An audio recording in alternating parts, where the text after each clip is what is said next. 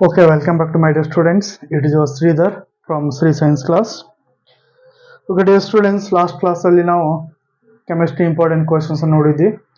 ಇವಾಗ ನೆಕ್ಸ್ಟ್ ಯಾವ್ದನ್ನ physics important questions ಅನ್ನು ನೋಡೋಣ. ನೀವು ಇವಾಗ ರೀಸೆಂಟ್ ಆಗಿ ಎಕ್ಸಾಮ್ ಬಂದಿದೆ. ಆಲ್ರೆಡಿ ಇವಾಗ ನಿಮ್ದು 3 ಪ್ರಿಪರೇಟರಿ ಎಕ್ಸಾಮ್ ಮುಗೀತು. ಒಂದು ಕನ್ನಡ, ಮ್ಯಾಥ್ಸ್, ಆಮೇಲೆ ಇವತ್ತು ಇಂಗ್ಲಿಷ್ ಕಂಪ್ಲೀಟ್ ಆಯ್ತು ಅಂತ ಹೇಳ್ತಾ ಇದ್ದೀನಿ. ಅದೇ ರೀತಿಯಾಗಿ ನಾಳೆ ಹಿಂದಿ ಇದೆ, ಚೆನ್ನಾಗಿ ಓದಿ ಅಂತ ಹೇಳ್ತಾ ಇದ್ದೀನಿ. ನೆಕ್ಸ್ಟ್ ಅದಾದ್ಮೇಲೆ ನೆಕ್ಸ್ಟ್ ಸ್ಯಾಟರ್ಡೆ ಸೈನ್ಸ್ ಇರೋದ್ರಿಂದ ಅದಕ್ಕೋಸ್ಕರ ಕೆಲವೊಂದು ಫಿಸಿಕ್ಸ್ ಇಂಪಾರ್ಟೆಂಟ್ ಕ್ವಶನ್ಸ್ ತಂದಿದ್ದೀನಿ. As a chapter wise questions ಅನ್ನು ಕೂಡ ತಂದಿದ್ದೀನಿ. ಆ ಚಾಪ್ಟರ್ ವೈಸ್ ಕ್ವಶನ್ಸ್ ನೀವು ಏನಾದರೂ ಮಾಡಿದ್ರೆ ಸಾಕು, ಈಸಿ ಆಗಿಲ್ಲ ಅಂದರೆ 20 to 20 ಅಂದರೆ ನಿಮ್ಮ ಯಾವುದು ಫಿಸಿಕ್ಸ್ ಪಾರ್ಟ್ಲಿ ಅಷ್ಟು 27 ಮಾರ್ಕ್ಸ್ ಇರುತ್ತೆ ಕ್ವಶನ್. ಅದರಲ್ಲಿ ನಿಮಗೆ ಇಲ್ಲಾಂದ್ರೆ ಮಿನಿಮಮ್ ಇರೋದ್ರೆ 18 ಮಾರ್ಕ್ಸ್ ಬರೋ ಚಾನ್ಸಸ್ ಇದೆ. ಮಿನಿಮಮ್ 18 ಮಾರ್ಕ್ಸ್ ಬರೋ ಚಾನ್ಸಸ್ ಇದೆ ಅಂತ ಹೇಳ್ತೀನಿ. ಹಾಗಾದ್ರೆ ಇವಾಗ ಹೋಗೋಣ ಬನ್ನಿ. ನೆಕ್ಸ್ಟ್ ನಮ್ದು ಫಸ್ಟ್ ಟಾಪಿಕ್ ಯಾವ್ದಂದ್ರೆ ನಾನು ತಗೊಂಡಿರೋದಿಲ್ಲ ಅಂದ್ರೆ ಲೈಟ್ ರಿಫ್ಲೆಕ್ಷನ್ ಅಂಡ್ ರಿಫ್ರಾಕ್ಷನ್ ಅಂತಕ್ಕಂಥದ್ದು. ಈ ಲೆಸನ್ ಮೇಲಿಂದ ನಾನು ಎಷ್ಟು ಕೆಲವೊಂದು ಇಂಪಾರ್ಟೆಂಟ್ ಕ್ವಶನ್ಸ್ ಅಂತ ತೆಗೆದಿದ್ದೀನಿ. ಆ ಕ್ವಶನ್ಸ್ ನೀವೇನಾದರೂ ರೆಫರ್ ಮಾಡಿದ್ರೆ ಸಾಕು, ಈಸಿ ಆಗಿದ್ರೆ ನಿಮ್ಗೆ ಮಾರ್ಕ್ಸ್ ಬರುತ್ತೆ ಅಂತ ಹೇಳ್ತಿದ್ದೀನಿ. First lesson light reflection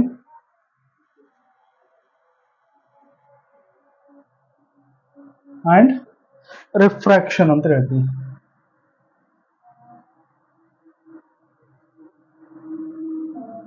and refraction ಇದರಲ್ಲಿ ನಾನು ಕೆಲವೊಂದು ಇಂಪಾರ್ಟೆಂಟ್ ಕ್ವಶನ್ ಇದೆ, ನೋಡ್ಕೊಳ್ಳಿ. First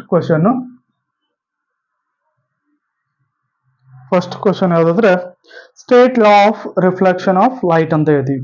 state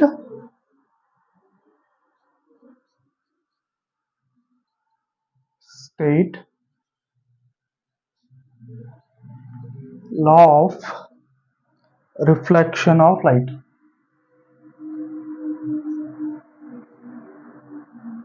Reflection of light. ಈ ಕ್ವಶನ್ ನಿಮ್ಗೆ 2018, 19, 20, 22, 24 ಅಲ್ಲಿ ಕೇಳಿರ್ತಕ್ಕಂಥ ಕ್ವಶನ್ ಇದು. 2018, 19, 20, 22, 24ರಲ್ಲಿ ಕೇಳಿರ್ತಕ್ಕಂಥ question. State law of refraction of light. Second question, draw a ray diagram of image formed. Draw a ray diagram. Draw a ray diagram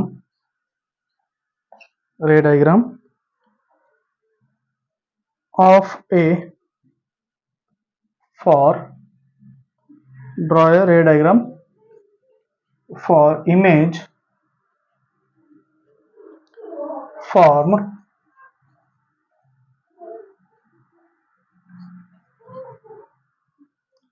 by a concave mirror.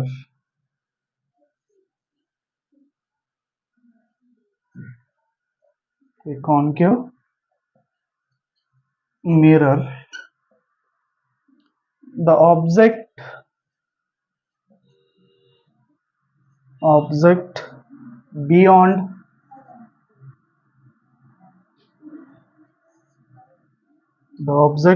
beyond C.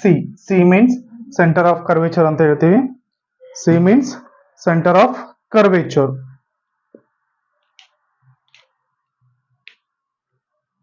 ಇನ್ನು third question, define principal focus of concave lens.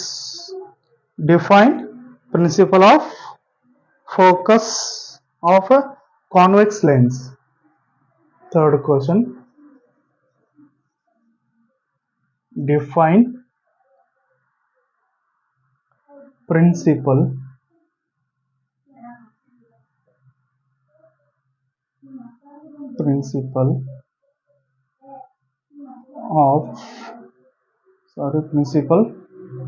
focus of a convex lens. lens. Fourth question, write mirror formula of lens and write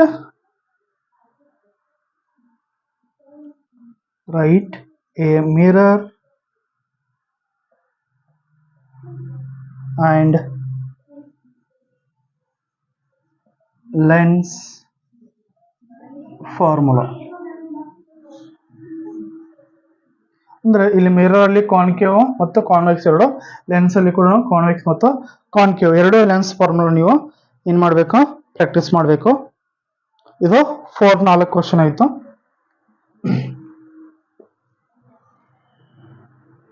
ಬೇಕಾದ್ರೆ screenshot ಹೊಡೆದಿಟ್ಕೊಳ್ಳಿ.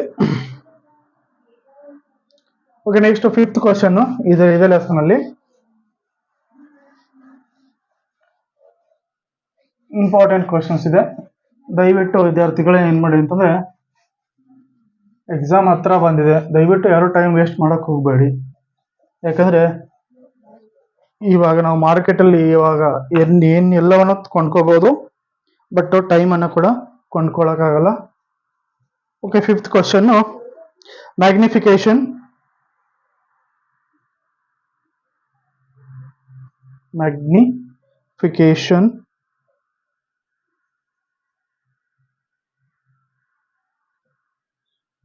ಇದರಲ್ಲಿ definition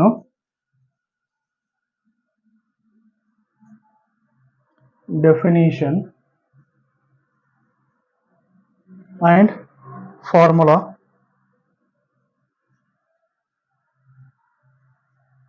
magnification definition ಮತ್ತು ಫಾರ್ಮುಲಾನ ಕಲ್ತ್ಕೊಳ್ಳಿ, ಅದು ಕೂಡ important. 6th question, why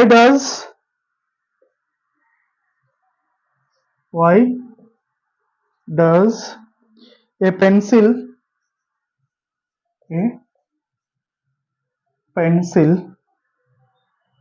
appear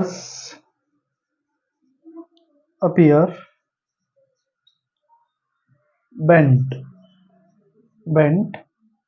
in water?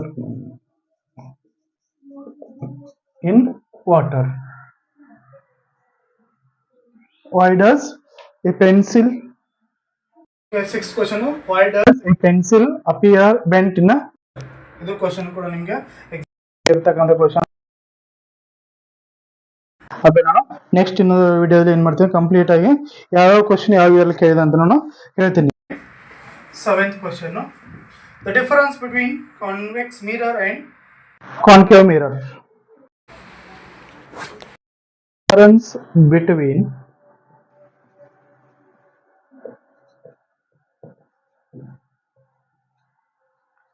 concave and convex mirror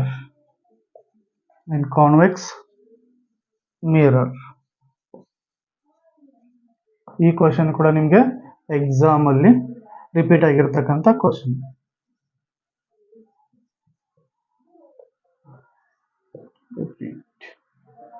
in your exam. Next 8th question, difference between concave lens and convex lens. Difference between concave and convex lens. ಇದು ಕೂಡ ನಿಮಗೆ exam ಅಲ್ಲಿ repeat ಆಗಿರ್ತಕ್ಕಂಥ question. ಇನ್ನು 9th question, state law of refraction. State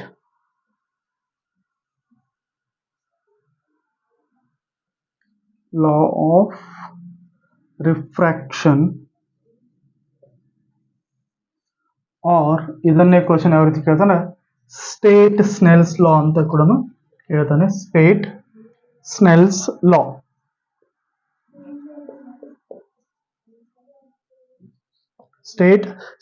ಅಂತ ಕೂಡ ಕೇಳ್ತಾನೆ ನಿಮ್ಗೆ ಎಕ್ಸಾಮ್ ಅಲ್ಲಿ. ಇದು ರೈಟ್ ಲೆಸನ್ ಇರ್ತಕ್ಕಂಥ ಈ 9 ಕ್ವಶನ್ ಏನಾಗಿದೆ ನಿಮ್ಮ ಎಕ್ಸಾಮ್ಗೆ ರಿಪೀಟ್ ಆಗಿರ್ತಕ್ಕಂಥ ಕ್ವಶನ್ಸ್ಗಳು. ಯಾವುದೂ ಕೂಡ ಹೊಸದಾಗಿಲ್ಲ, ಎಲ್ಲ ರಿಪೀಟೆಡ್ ಆಗಿರತಕ್ಕಂಥ ಕ್ವಶನ್ಸ್ ಇದೆ. ಬೇಕಾದ್ರೆ ನೀವು ಲಾಸ್ಟ್ 5 years ಕ್ವಶನ್ ಪೇಪರ್ ನೀವು ಅನಾಲಿಸಿಸ್ ಮಾಡಿ ನೋಡಿ, ಅದರಿಂದ ಕ್ವಶನ್ಸ್ಗಳು ಬಂದಿದೆ ಅಂತ ಹೇಳ್ತೀನಿ ನಾನು. ಇನ್ನು ನೆಕ್ಸ್ಟ್ ಲೆಸನ್, ಸೆಕೆಂಡ್ ಲೆಸನ್ ಯಾವ್ದಂದ್ರೆ human eye and the colourful world. Human eye and the colourful world.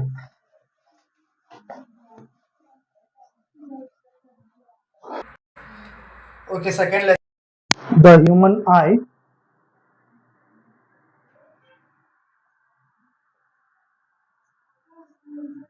and colorful world. The colorful world.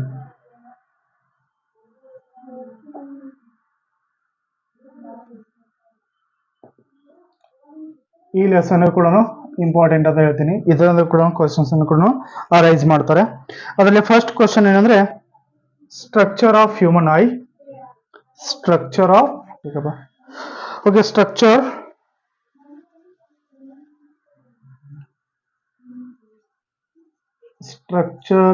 and functions of human eye. Structure and functions of human I. ಇದು ಕೂಡ question ನಿಮಗೆ exam ಅಲ್ಲಿ ಕೇಳೋ chances ಇದೆ. Next myopia.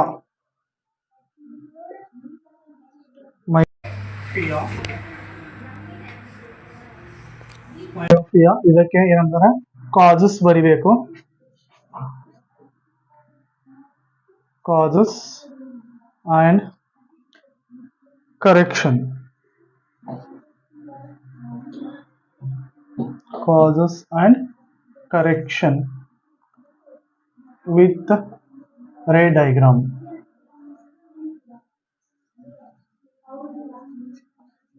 With ray diagram.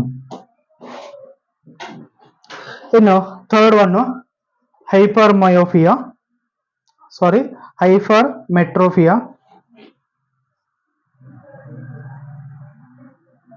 hypermetropia.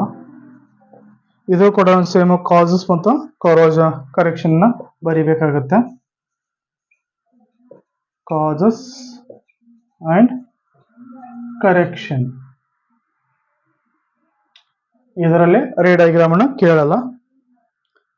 Next fourth question, dispersion of light through a prism.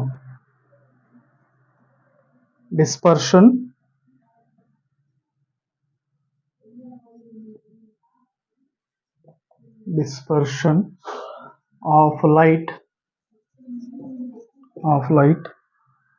through prism.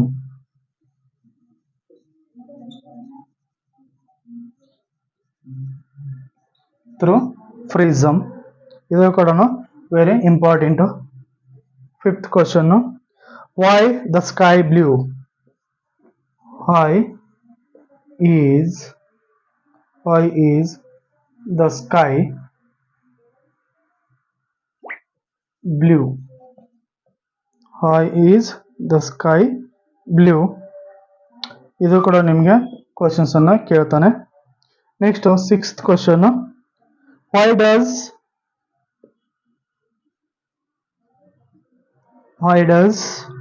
the sun appears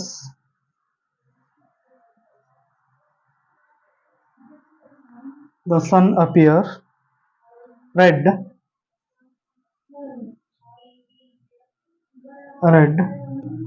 at sunrise and sunset.